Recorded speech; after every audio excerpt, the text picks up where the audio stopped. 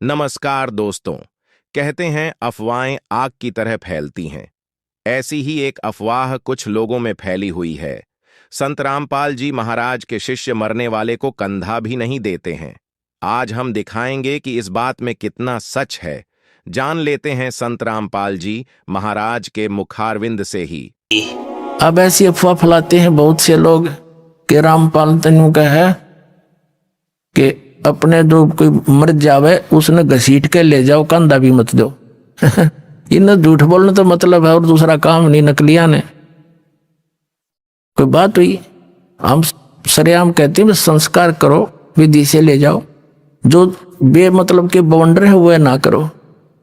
जैसे मरने वाला मर गया, उसने फूकन की तैयारी कर रहे हैं, अन्यों का भी इसका स्नान कराओ। वो खाक स्नान करा है, फूकन जान लाग रहे हैं और उन्हें नुआओ दुआओ। ये बेमतलब की बकवादी न शुरू करा रखी। फिर क्या है, जैसे कफन है मुर्दे को ढकने के लिए एक पर्याप्त है। अब क्या परंपरा बना रखी है, आसपास के जितने भी व्यक्ति होंगे, घर हैं, जैसे उसके 10-20 घर हैं आसपास के कुल के लोग, तो 10 के 10 चादर डालेंगे उसके ऊपर और उन्हें फिर फूकने जाएंगे। तो बात तो ये एक्स्ट्रा वेजेंस मतलब की बकवाद। एक कफन डालो। तो हमारे विरोधियों ने क्या अफवाह फैला रखी थी कि रामपाल तनु का कफन भी मत डालो।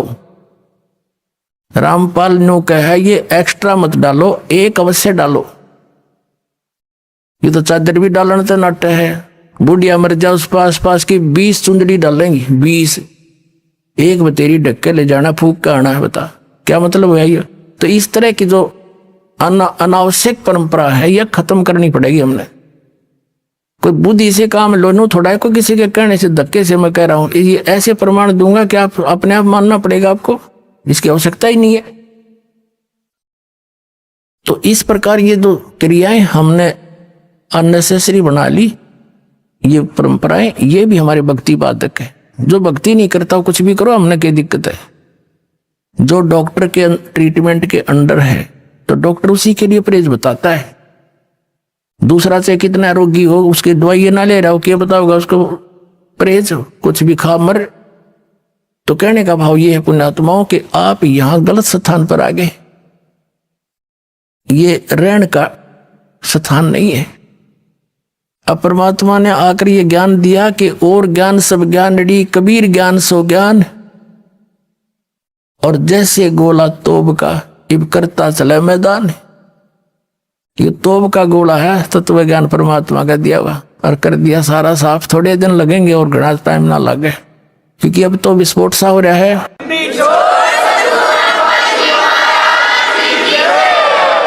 और जो दास परमात्मा का दिया हुआ ज्ञान और जो यहां भी रहने की क्रियाएं हैं, यही है जो दास बता रहे हैं। और एक दिन पूरे विश्व को माननी पड़ेगी या दो दास की सीख है, परमात्मा का दिया उपदेश है, और तभी हम सुखी होंगे। और इसी नाम को सबको ग्रहण करना पड़ेगा, क्योंकि भगवान का आदेश है। और इस काल भगवान ने अपने वचन में कह रखा है कि कलयुग में कितने जीव ले जाइयो तुम, सतयुग त्रेता द्वापर में थोड़े जीव ले जाना। तो परमात्मा ने 3 युग बाट देखी, इंतजार की इसकी, और इसने 3 युगों में हमारे साथ के जुल्म करा दिए। हमें कितने मजहब बना दिए, नारी नारी भाषा बना दी। 100-200 किलोमीटर के बाद जाकर भाषा बदल जाती है। बता किस किस ने समझावे। अब हिंदी दास ने हिंदी आती है, और कोई मराठी जानता है, मराठी क्यों कर समझाऊं उसने हैं, और दूसरी भाषा में कैसे समझाया जाए। तो ऐसा जुल्म कर दिया इसने हमारे साथ कि एक का क्षेत्र में आया संत, वहीं कर के अपना जीवन नष्ट चला जाओ, दूसरा समझे नहीं इसकी बात ने। तो अब परमात्मा ने दया बख्शी है, सभी ये ज्ञान ऐसा है, और सभी भाषाओं के बच्चे इसे परिचित हो गए। अब वो अपनी अपनी लैंग्वेज में इनको बना के तत्व ज्ञान को छपवा रहा है और अपने बहन भाइयों को वहां बांट रहा है।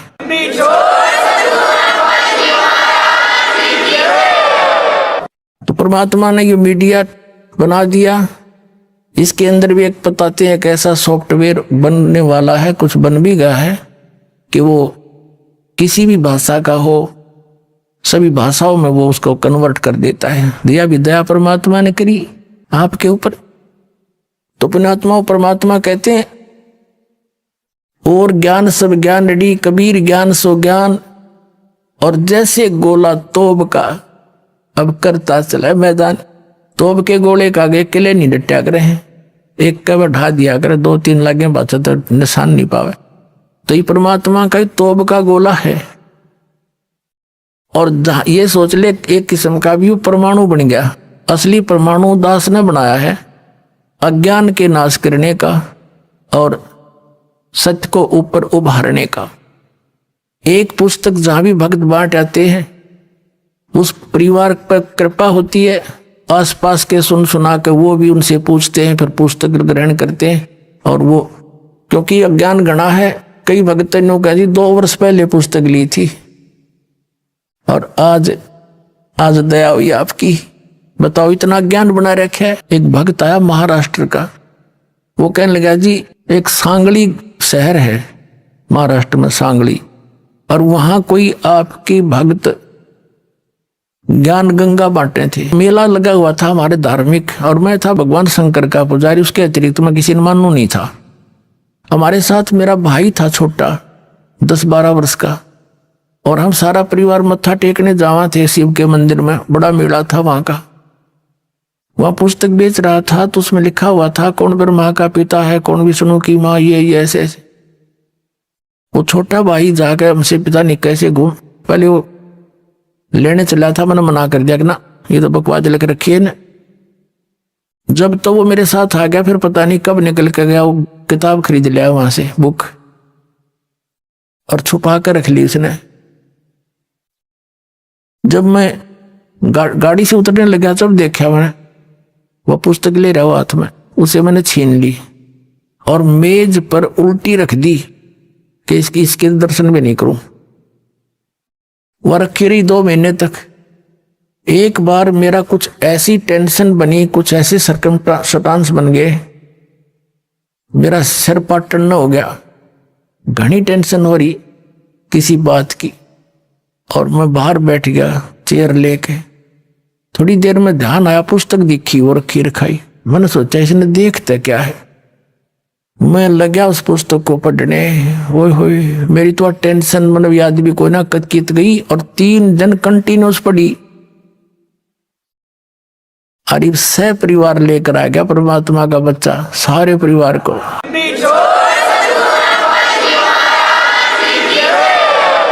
तो ये एक किस्म का परमाणु बन गया ये पुस्तक परमात्मा के ज्ञान की। अब वो उससे फिर रिश्तेदार में जाती है, वहां से ले गया सैकड़ों पुस्तक, सबको दूंगा एक एक, और प्यार से पढ़ाऊंगा, अपने कसम खाऊंगा, बताऊंगा सच्चाई क्या है, मेरे जैसे भ्रमित है सारे। तो पुण्यात्माओं, आप सबका दायित्व बनता है यो कि अपने भूला न राह बतावे। और पहले जब बताना, जब आपका विश्वास हो जाए कि दास सच्ची कह रहा है, ना भूल के भी इसका जिक्र ना करना जब तक आपका विश्वास ना हो।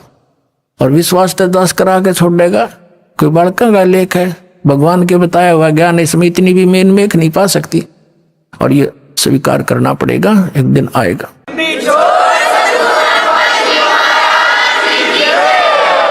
फिर कहते हैं तारा मंडल बैठ कर ये चांद बड़ाई खावे, उदय भया जब सूरज का स्यों तारों छुप जावे। अभी तक हम जिस भी देवी देव ने पूजे थे, हमने वो गणाए में मावान लगा था, और परमात्मा के इस ज्ञान की रोशनी में अब ये सभी ज्ञान ऐसे छुप जाएंगे, ऐसे निष्क्रिय हो जाएंगे, निरस्त हो जाएंगे, जैसे रात्रि के समय तारा मंडल के अंदर आकाश में चंद्रमा सुशोभित होता है और सबसे ज्यादा प्रकाश युक्त नजर आता है।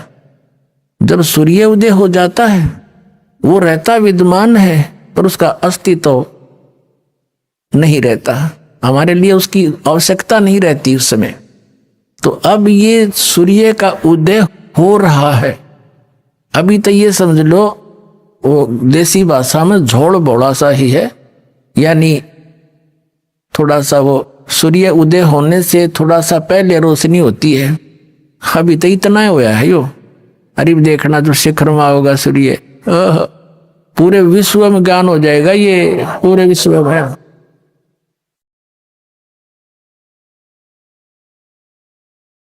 तो परमात्मा क्या बताना चाहते हैं कि आप यहाँ के वासी नहीं हो, आप सतलोक में रहा करते, वहां सारे सुख थे, और अपने पैर पे आप कुहाड़ा मार लिया। ये दास एक जूनियर इंजीनियर था इसमें, कंस्ट्रक्शन सिविल के अंदर, हरियाणा में इरिगेशन डिपार्टमेंट। तो वहां पर एक बहन अपने 2 बच्चों को लेकर मजदूरी करने आई हुई, और वह लड़की मजदूरों की जैसी नहीं लगे थी। फिर भी कोई इतना विशेष ध्यान निगाह में कोई बात नहीं, पता नहीं परमात्मा किस घर में कैसा बालक हो जाए। फिर वो रो रही थी, रोने लगी। कुछ देर बाद दूसरे तीसरे दिन जब हम दोबारा गए, उससे पूछ बैठा, भाई बहन क्या बात है, क्यों रो रही हो? वहीं पर और कई भक्त बैठे थे, वो सिवा वो थे दूसरे मजदूर बैठे थे, बेलदार वगैरह, उनकी बहनें पत्नियां थी। वह बहुत बुरी तरह रो ही रही थी। उसने थोड़ी सी देर बाद से फिर बताई साची कि मैं ऐसे ऐसे एक बहुत बड़े घर की बेटी थी, सेठ है मेरा पिताजी, बहुत बड़ा पैसे वाला, और मुझे सारी सुविधा थी, और जो मेरा पति है ये हमारे यहाँ नौकर रहा करता, और मैं इसके जाल में फंस गई। मैं इतनी प्रभावित होगी, मेरे माता पिता मेरे आगे रो भी दिए, उन्होंने मेरे पैर भी पकड़ दिए, बेटी कुछ भविष्य देख ले तू अपना, तू कहाँ जा रही है, रोटी टाइम पे मिले नेगी, क्या हाल होगा तेरा, लेकिन फिर हम तेरे को घर नहीं बढ़न देंगे, या तू पक्की सोच लिए। मैंने एक नहीं मानी, और इस मेरे पति की बातों में इतनी फंस गई, हम वहां से घर से भाग आई। अब ये जो मैं पैसा लेकर आई थी 1-2-4 लाख रुपए, वो खर्च कर दी, शराब पीता है। अब मैं मजदूरी करती हूँ और वो मेरे पैसों से शराब पीता है, और बोल लूँ तो मैंने रोज कूटे। अब कोई मेरा वाली वारस रहा नहीं कि तो मैं दुख रोज दूं जाके, मैंने अपने पैर पे आपको वाड़ा मार रखे। तो पुण्यात्माओं, आज आपकी वो दशा है, आप उस समर्थ ने छोड़ के इस कंगाल के साथ आ गए, और यहाँ हर एक चीज का टोटा, समय पर टूक नहीं, वर्षा हो जा 2 दाने हो जा, ना भूखे मर जा, काल गिर जा। तो अब जैसे पुण्यात्माओं उस समर्थ को, उस स्थान को छोड़कर आप यहां भिखारी बन गए, और वहां सदा व्रत था, यहां टाइम पर टूक नहीं मिल रहा, 90% हैंड टू माउथ है, और कम से कम विश्व के 20-30 बल्कि 40% आदमी मांस खा के गुजारा कर रहे, मछली कोई खाने नहीं, ये खाने की चीज है, नरे पाप कमाने। तो कहने का भाव ये है पुण्यात्माओं, हम गलत स्थान पाएंगे, या वह वस्तु है ही नहीं जो हमने, जिसकी हमें आवश्यकता है, अति आवश्यकता है। किस किस चीज की आवश्यकता है? तो मृत्यु नहीं होनी चाहिए। अगर हमारी मृत्यु ना हो, हम फिर भी से ढीठ हो रहे हैं, कोई दिक्कत नहीं, तो हाथ भी कट जाए, पाँव भी कट जाए, मृत्यु ना होनी चाहिए। अरिया भी कंपलसरी। दूसरा, बुढ़ापा नहीं होना चाहिए, कोई वृद्ध होना पसंद नहीं करता, सारे होंगे। फिर आप देख रहे हो यहाँ सारी सुविधा चाहिए, बड़ी कोठी, सबकी इच्छा है बड़ी कोठी हो, कार हो, पार्क हो, झूल डली हो, सरोवर हो स्नान करने। तो ये सुविधाएं आप यहाँ खोज रहे हो, जहाँ 7 जन्म भी 100 असंख्य जन्म नहीं हो सकती, पा सकती आपको। ये सतलोक में है, आपकी ज्यों की त्यों रखी है, वहां आपका सारा सामान सुरक्षित है। लेकिन अब आपकी बुद्धि कद सेट होएगी जिस दिन आपकी बुद्धि यहां से इस ज्ञान से हटेगी। ये ना सोचना दास को एक लोक वेद दंत कथा सुना रहा है, या किसी डूम बाट की गाई हुई कथा सुना रहा है। ये तो वो वचन सुना रहा है जो परमात्मा ने स्वयं अपने घर का भेद दिया आकर के, और जिन महापुरुषों को साथ ले गए फिर वापस छोड़ा उन्होंने, इसलिए छोड़ा था कि ये मेरे गवाह बन जाए, फिर बाद में मेरे बच्चों को गवाही दे जाए कि सचमुच कबीर इज गॉड, कबीर परमात्मा है और सतलोक में ये सारे सुख हैं।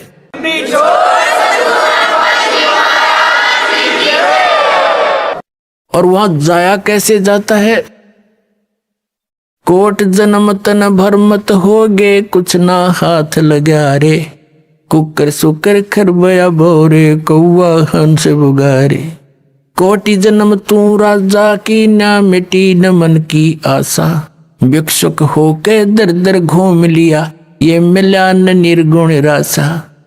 इंद्र कुबेर ईश की पदवी, ब्रह्मा वर्ण धर्मराया, विष्णुनाथ के लोक को जाके तो फिर भी वापस आया। असंग जन्म तन मरत्या होगे, जीवित क्यों न मरे रे, द्वादश मध्य महल मठ बोरे, बहुर न देह धरे रे। दो जग बहिष्ट सभी तय देखे, राजपाट के रसिया, तीन लोक से तरपत नाही, ये मन भोगी खसिया। सतगुरु मिले तो इच्छा मिटे, पद मिल पदे समाना, चल हंसा उस लोक पठाऊं, जो आदि अमर अस्थाना। चार मुक्ति जहाँ चंपी करती, माया होरी दासी, दास गरीब अभय पद पर से, वो मिले राम अविनाशी। इस एक शब्द में आदरणीय गरीबदास साहिब जी गांव छुरानी जिला झज्जर वाले ने स्पष्ट कर दिया। उनको परमात्मा आए थे, जैसे आदरणीय नानक साहिब जी को सतपुरुष बेई नदी से अदृश्य करके नदी में डूबने का बहाना बना के और सचखंड लेकर गए थे, वापिस छोड़ा। ऐसे आदरणीय धर्मदास साहिब जी को परमात्मा सचखंड ले गए थे, सतलोक, और वापस छोड़ा था। ऐसे ही उनमें से एक महापुरुष आदरणीय गरीबदास साहिब जी गांव छुडानी जिला झज्जर वाले हैं। इनको इस पंथ से दास संबंधित है, तो इनको वहां सतलोक लेकर गए थे। फिर वहां की सब सुख सुविधाएं को देख करके यहाँ आके बताया है। तो पुण्यात्मा फिर भी यकीन ना होगा तो धिक्कार है फिर आपके इस मानुष जीवन को। इतनी बुद्धि दी परमात्मा ने, 100 प्रमाण दे दूंगा और फिर जचेगा क्यों नहीं। अब जैसे अपना माता पिता बेटी का रिश्ता करके आते हैं और आके घर पे बताते हैं कि ऐसा लड़का है, ऐसी उसका कारोबार है, ऐसा मकान है, तो बेटी को कभी उसके माता पिता पर अविश्वास होता है। तो जिस दिन आप इस दास को अपना मान लोगे, आपका हितैषी मान लोगे, आप दास को एक एक शब्द सच्चा नजर आओगे और सच्चा ही होगा, क्योंकि मेरा कोई उद्देश्य नहीं आपको मिसगाइड करने का। आपको भ्रमित समाज को सतलोक पहुंचाना चाहता हूं।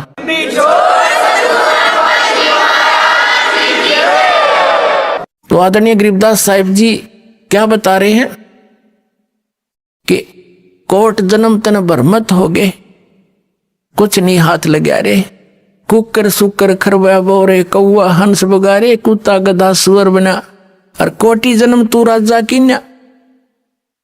अब हम राजा बनना चाहते हैं कि करोड़ बार बन लिया तू राजा, एक बार नहीं, एक एक प्राणी करोड़ करोड़ बार राजा बन लिए।